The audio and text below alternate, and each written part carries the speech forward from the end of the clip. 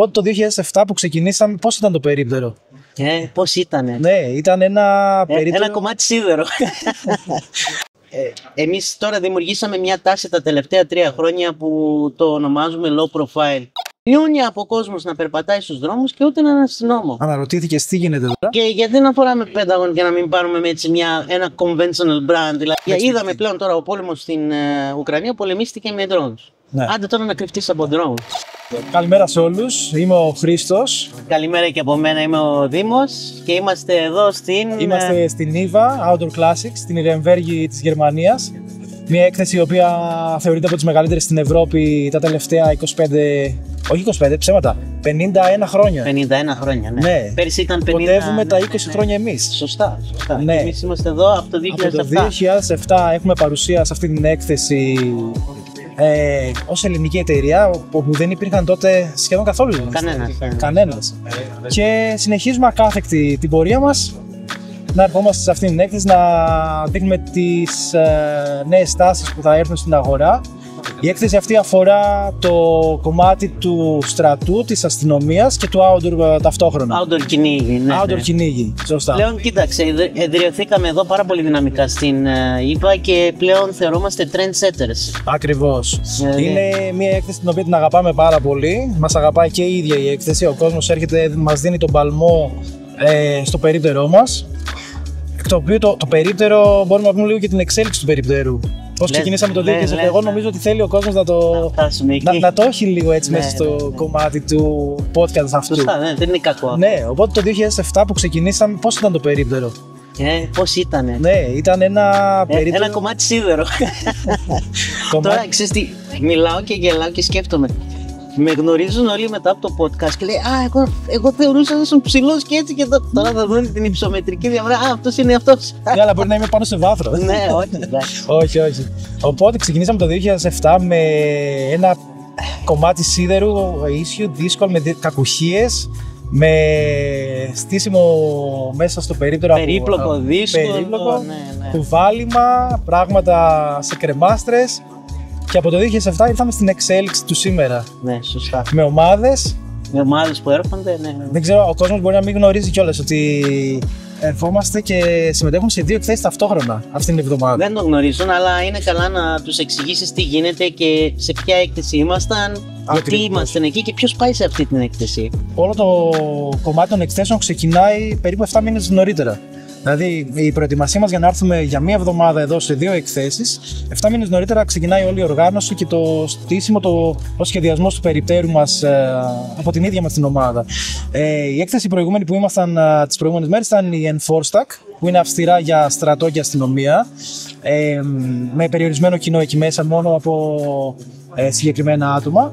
Και στείλουμε 2 ταυτόχρονα περίπτερα. Οπότε η ομάδα έχει εδώ τις ανάγκες του να λειτουργήσει σαν ένα καλοκουρδισμένο ρολόι. Το οποίο το καταφέρνεις καλά, βλέπω, γιατί έτσι που σε είδα στην οργάνωση τους τελευταίους μήνες, όλα νομίζω πήγαν όπως και πέρσι, όλα ήρθαν τέλεια. Βάζουμε τα γυαλιά στους Γερμανούς. Ναι, αυτό είναι καλό. Ναι, αυτό είναι καλό. Μένουν λίγο με το στόμα ανοιχτό. Ερχόμαστε, η ομάδα δουλεύει πάρα πολύ καλά, είναι η χημεία πάρα πολύ δυνατή μεταξύ της και έτσι προλαβαίνουμε και στείλουμε ταυτόχρονα 2 περίπτερα τεράστια. Με όλες τις ανάγκες που θα χρειαστούν. Ήμασταν για τις προηγούμενες 3 μέρες στην Enforstac, τελείωσε με μεγάλη επιτυχία, χαρήκαμε πάρα πολύ για αυτό που είδαμε φέτος στις εκθέσεις και σήμερα είναι η πρώτη μέρα της EVA, όπου εδώ έχουμε ένα περίπτερο 120 τετραγωνικών που θα δείξουμε στον κόσμο ποια είναι η φιλοσοφία της εταιρείας μας. Είμαστε μια εταιρεία η οποία μέσα στο κομμάτι του market εδώ νομίζουμε λίγο ξεχωρίζουμε. Ναι. Μας έχουν διαφοροποιήσει. Πες στο κοινό μας, εμείς τώρα δημιουργήσαμε μια τάση τα τελευταία 3 χρόνια που το ονομάζουμε low profile. Ακριβώς. Να εξηγήσουμε βασικά στο κοινό μας τι σημαίνει low profile, ποια είναι η τάση τώρα στην κεντρική Ευρώπη. Η τάση στην κεντρική Ευρώπη και τι είναι να πάει και σε όλο τον κόσμο έχει να κάνει με το όσο γίνεται ο άνθρωπος αυτός που είναι επαγγελματίας στα σώματα ασφαλείας να μπορεί να μπλεχτεί μέσα στον κόσμο χωρίς να ξεχωρίζει. Να είναι στο φυσικό του περιβάλλον με ρούχα τα οποία δεν διακρίνονται από τον τρόπο που είναι φτιαγμένα, από το χρωματισμό, αν θα είναι παράλλαγη, αν δεν είναι. Ουσιαστικά να πούμε ότι θεωρητικά πολιτικά ρούχα. Πολιτικά ρούχα, ακριβώς. Και το δόγμα πλέον είναι ότι βρίσκομαι σε μια κατάσταση που νιώθω άνετα με αυτό που φοράω. Δηλαδή, φοράω το τζινάκι μου, φοράω το πουκαμισάκι μου, είμαι έξω στον κόσμο χωρίς να φαίνομαι, χωρίς να τρομάζω τον κόσμο, χωρίς να δίνω σήμα εγώ ότι κάτι μπορεί να δηλώνω, να είμαι. Και με αυτόν τον τρόπο να ελέγχω το περιβάλλον και αν χρειαστεί να επέμβω, να έχω άμεσα διαθέσιμα τα πράγματά μου, είτε σε ένα αυτοκίνητο, είτε μέσα σε ένα station το οποίο υπάρχει από την κρατική μέριμνα, συνήθως ας πούμε σε σταθμούς του μετρό, σε διάφορα μέρη τα οποία δεν χρειάζεται να τα δηλώσουμε τώρα. Και γιατί να φοράμε Pentagon και να μην πάρουμε έτσι ένα conventional brand, δηλαδή πάω να πάρω μια άλλη μάρκα και να φορέσω έξω? Πολύ καλή ερώτηση. Γιατί εμείς πάμε και θέτουμε τεχνολογίες μέσα στα ρούχα αυτά. Οπότε παίρνουμε καθημερινά ρούχα τα οποία θα κάνουν blend μέσα στην κοινωνία και... Τι σημαίνει blend? Καλή ερώτηση. Θα αφομοιωθούν μέσα στην κοινωνία. Θα μπλεχτούν μέσα με όλο τον κόσμο χωρίς να δώσουν σημάδι ότι κάτι διαφορετικό υπάρχει. Ότι αυτό είναι από την ασφάλεια, ότι είναι αυτό. Εγώ να σου πω μια ιστορία. Είχα πάει με τη γυναίκα μου στην Ελβετία πέρυσι το καλοκαίρι και ήμουνα στη Ζήριχη και δεν είδα ούτε ένα αστυνόμο μέσα στην πόλη. Μιλιώνει από κόσμος να περπατάει στους δρόμους και ούτε έναν αστυνόμο. Αναρωτήθηκες τι γίνεται εδώ, Αναρωτήθηκα τι γίνεται, αλλά μετά με ήρθε στο μυαλό ότι είναι τριγύρω μας όλοι. Ακριβώς. Με πολιτικά ρούχα, πολιτικά ντυμένοι, όχι πολιτικά ντυμένοι με πουκάμισα τύπου αστυνομικού. Πολύ low profile, πολύ χαμηλός οράσιος, είναι γύρω μας. Και αυτοί οι άνθρωποι είναι υπεύθυνοι να μας προστατεύουν από οτιδήποτε κακό, είτε κάτι αντιτρομοκρατικό, είτε κάτι. Ούτως ή άλλως βλέπεις ότι αν κυκλοφορείς μες στην πόλη, ειδικά στα μάτια, τα έμπειρα του είδους, ας πούμε, των αστυνομικών, ξέρεις ότι αν υπάρχει ένα τσαντάκι το οποίο έχει μια συγκεκριμένη μορφή επάνω τους, ακόμα και τζιν να φοράς, κοστούμι να φοράς, καταλαβαίνεις ότι κάτι εκεί μέσα μπορεί να μεταφέρει. Οπότε αυτό που προσπαθούμε να κάνουμε στο low profile τα τελευταία 3 χρόνια είναι να δώσουμε στον κόσμο ρούχα, παπούτσια, εξοπλισμό από τσάντες, από πράγματα τα οποία είναι τόσο άνετα να τα φοράς στην καθημερινότητά σου, από το να κινηθείς για το γραφείο σου, να πας σε μια όμορφη εκδήλωση και την ίδια στιγμή να σε καλέσει η υπηρεσία και να πρέπει να δράσεις ακαριέα. Φέτος δείχνουμε στο περίπτερό μας κάτι πολύ όμορφο, δηλαδή κάνουμε το συνδυασμό του low profile στη μετάβαση του hybrid profile. Για να εδώ πίσω. Εδώ δεν είναι. Εδώ είναι άλλο. Αυτό είναι hybrid profile. Αυτό είναι hybrid high profile. Υβριδικό, ουσιαστικά είναι υβριδικό προφίλ, το οποίο αν θεωρήσουμε ότι είναι κάποιος στρατιωτικός, βασικά υβριδικός είναι εδώ. Αλλά αυτό θα μπορέσουμε να το αναλύσουμε και μέσα στις επόμενες. Σε άλλα podcast. Ναι, βέβαια. Στα επόμενα επεισόδια ακριβώς, για να καταλάβει ο κόσμος πώς γίνεται η μετάβαση μεταξύ των profiles και τι είναι αυτά τα profiles. Γιατί σωστά. Με βάση το τι αλλάζει και ο εξοπλισμός επάνω. Και αυτό είναι κιόλας που προσπαθούμε να δώσουμε έμφαση στο να έχει πάρα πολύ αξιόπιστο εξοπλισμό και να είναι ελαφρύς και γρήγορα να μπορεί να μεταφέρεται σε πολύ μικρό pack, σε πολύ μικρό χώρο, για να είναι κινήσιμος μέσα στον κόσμο και στα... Φέτος λανσάραμε την καινούρια μας σειρά, την Άμυνα. Ακριβώς. Πες μας λίγο για την Άμυνα. Η Άμυνα, όπως και το όνομα, μας αρέσει πάρα πολύ που το δώσαμε Άμυνα. Είναι μια σειρά από λύσεις πάνω σε φορείς, τα λεγόμενα chest tricks, τα οποία θα συνδυάζονται με πάρα πολλά μικρά παουτσάκια, δηλαδή μικρές θήκες και θα μπορεί να κάνει κάποιος συνδυασμούς ανάλογα με το είδος της επιχείρησης που θα πηγαίνει. Δηλαδή, μπορεί να χρησιμοποιηθεί από μια δραστηριότητα στο Σαββατοκύριακο στο σκοπευτήριο για training session και να το αναπτύξει μέσα στην εβδομάδα που θα πάει στην υπηρεσία του και να δουλέψει. Οπότε, είναι ένας φορέας, ένα chest trick το οποίο έχει τα βασικά πράγματα επάνω που πρέπει να χρησιμοποιήσει ο άνθρωπος στην υπηρεσία του και πάνω εκεί μπορεί να χτίσει πάρα πολύ μεγάλη γκάμα από θήκες που θα το χρησιμεύσουν στο διάστημα. Τώρα είδαμε φέτος ότι, όχι φέτος, αυτό είναι από πέρσι, ότι ο κόσμος πλέον δεν ζητάει τα chest tricks. Δηλαδή αυτοί που ζητάνε chest tricks έχουν μείνει λίγο πίσω. Τι έγινε με αυτό το θέμα? Όχι, λάθος το θέτω, συγγνώμη. Ο κόσμος δεν ζητάει plate carrier. Όλοι ζητάνε πλέον chest tricks. Αυτό τι έγινε, τι μετακύλησε και έχει φύγει το plate carrier από την αγορά και έχουν έρθει τα chest tricks? Γιατί αυτή την αλλαγή? Έχει γίνει αλλαγή γιατί θέλει να είναι πολύ πιο ευέλικτος, πολύ πιο ελαφρύς η τεχνολογία έχει προχωρήσει πάρα πολύ, οπότε δεν τίθεται θέμα ανθεκτικότητας ή το πώς θα καλύψω τις ανάγκες μου με ένα μεγάλο plate carrier αντίστοιχα. Οπότε αυτό που έγινε είναι ότι μας έδειξαν βέβαια και τα τελευταία γεγονότα των πόλεμων στην Ουκρανία. Ακριβώς. Το κόνσεπτ ουσιαστικά του Αμερικάνικου στρατού που είχαν στο Ιράκ και οπουδήποτε αλλού. Έχει αλλάξει το δόγμα εντελώς. Δεν λειτουργεί στο πόλεμο του Ιράκ, της Ουκρανίας, γιατί έχουν αλλάξει οι ανάγκες. Και εκεί ο μαγητής πρέπει να έχει το μέγιστο ωφέλιμο φορτίο. Και φαντάσου ότι εκεί μπορεί να φύγει μια ομάδα μαχητών, να την αφήσουν σε ένα checkpoint και να τους πούνε ότι για τις επόμενες 5 μέρες πρέπει να μείνει σε αυτό το πεδίο. Ναι, με double stacking σφαίρες. Ναι. Τώρα τι είναι double stacking? Double stacking είναι όταν βάζουμε 2 γεμιστήρες το ένα πάνω στο άλλο, δηλαδή ο κόσμος θέλει περισσότερο firepower. Ακριβώς, αλλά επειδή θα πρέπει να κινηθεί μέσα στο πεδίο με ευελιξία, αρχίζει και δομεί ελαφρύτερα συστήματα, χωρίς να χρειάζεται πάρα πολύ όγκο επάνω στο σώμα του. Γιατί θα σκέψει ότι θα έχει σακίδια μεγάλα, θα χρειαστεί να έχει πληθώρα. Επένδυση, γιατί είναι σε κρύα περιοχή κτλ. Οπότε αυτό το δόγμα πλέον έχει αλλάξει και μας φέρνει τα αποτελέσματα, το ότι αρχίζουμε και βελτιώνουμε τον τρόπο που γεμίζει τον κορμό του με εξοπλισμό, με πιο απλοποιημένες εξαρτήσεις σε σχέση με ένα plate carrier για να μειώσουμε δραστικά το βάρος, και από εκεί πέρα μπορεί να δημιουργήσει τις πλατφόρμες ανάλογα το που θα επιχειρήσει. Ακόμα και το να έχει μέσα στο σακίδιό του τα απαραίτητα αντικείμενα και να διαμορφώσει στο πεδίο το chest trick για την επιχείρηση που θα κάνει. Ναι, σωστά.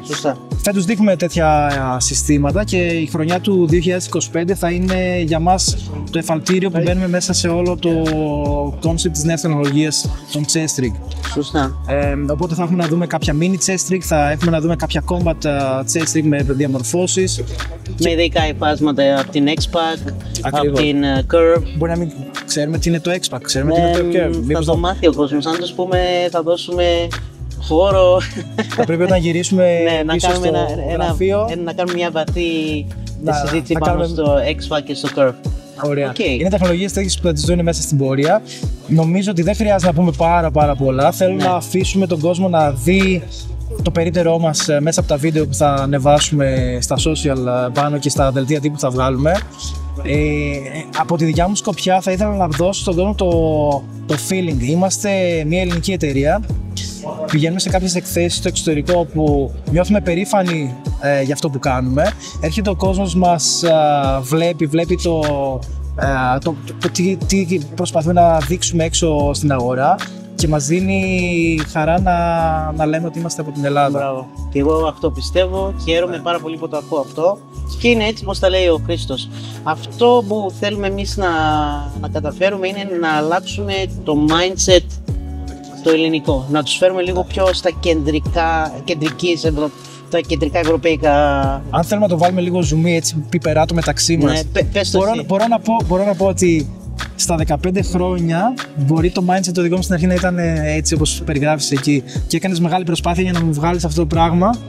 Καλά, μην το λες. Όχι, το λέω και ξέρεις γιατί όντως η απόστασή μας με την Ευρώπη είναι τεράστια. Όχι κυρίως σε πράγματα τα οποία δεν μπορούμε να τα φανταστούμε, γιατί είναι διαφορετικό το ταπεραμένο, είναι διαφορετικά η κουλτούρα μας, διαφορετικό το ερέθισμα που έχουμε στην Ελλάδα. Και είμαστε σε μια ασφαλή χώρα. Να εξηγήσουμε τώρα τι γίνεται.